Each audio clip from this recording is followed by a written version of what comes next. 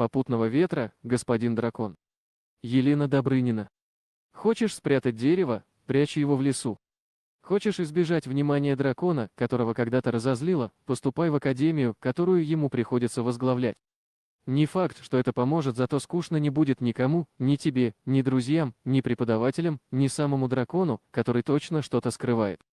Заходите на сайт audiofy.ru, кидайте любой текст в форму и через несколько минут получайте аудиокнигу этим голосом или любым другим с помощью искусственного интеллекта.